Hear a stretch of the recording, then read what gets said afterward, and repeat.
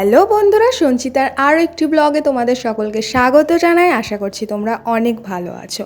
তো কোয়ার্টার যাওয়ার এটা কিন্তু দ্বিতীয় দিন। সকালবেলায় বড়বাবুর ডিউটি থেকে ফেরার পথে নিয়ে এসেছিল ছোলে ভাটুরে। ছোলে ভাটুরেতে কী কী ছিল বলো তো? ধনিয়া পাতার একটা সস ছিল, একটা মশলা আলু ছিল, আর তরকারি ছিল, আর তো ভাটুরে ওইটা তো থাকবেই।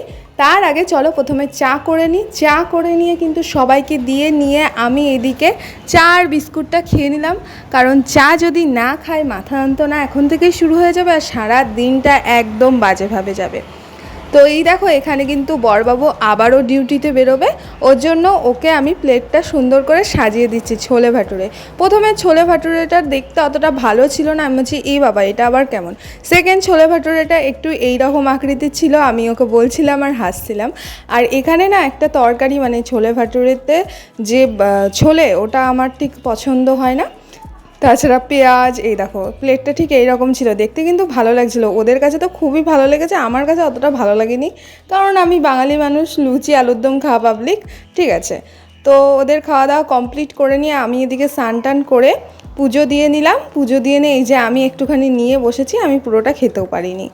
পুজো টুজো করে নিয়ে দুপুরের খাবার বানিয়ে ফেলেছি। দেখো ভাত, এই চালটা কিন্তু আমি বাড়ির থেকে নিয়ে এসেছিলাম, তাই এত সুন্দর দেখাচ্ছে। ভেন্ডি ভাজা, আলু ভাজা, আর করেছিলাম আলু পোস্ত, সেটা হচ্ছে ভাইয়ের জন্য করেছিলাম। আর এই দেখো এদিকে মটরের ডাল করেছি। এই দেখো আলু পোস্ত, পোস্ত বাটার কিছু নেই তো মায়ের বুদ্ধি নিয়েছিলাম। আর এখানে বিকেলবেলা দেখো বড়বাবু কি পাঠিয়ে দিয়েছে, মাছ পাঠিয়ে দিয়েছে।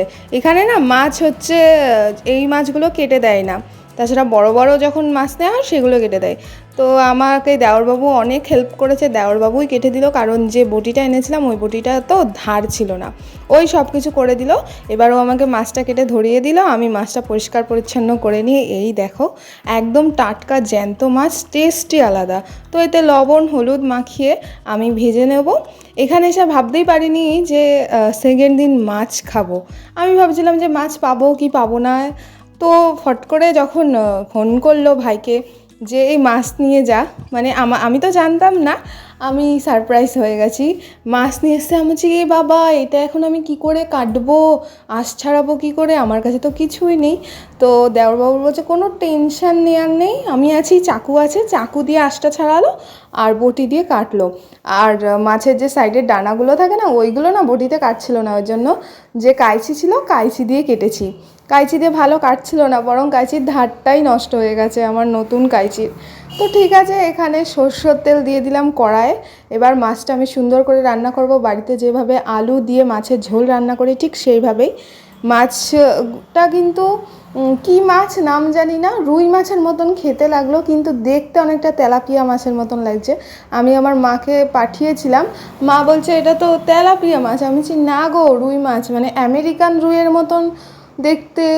কি বলবো, এখানকার মাছ তো বোঝাও যায় না।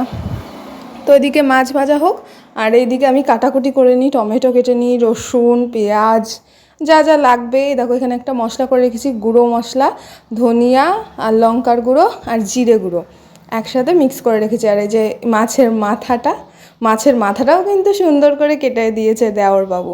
আর এইদিকে কড়াইয়ে ওই তেলেই পেঁয়াজ, আলু আর একটু লবণ হলুদ দিয়ে কষাই নিলাম, আর ওই যে মশলাটা করে রেখেছিলাম ওটা দিয়ে দিলাম। আর এটা কিন্তু 2 সোমবারার তরকারি, মানে আবার সোমবারা দিয়েছি, জিরে ফোড়ন আর শুকনো লঙ্কা ফোড়ন দিয়ে ওই যে ঝোলটা করেছিলাম ওটা দিয়ে নিয়ে এই যে আমাদের দুপুরের লাঞ্চ। কেমন লাগলো জানিও।